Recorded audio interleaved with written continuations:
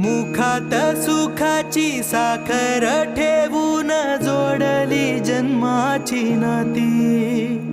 रामाच्या रूपात जपला माणूस मारुती रायाची छाती।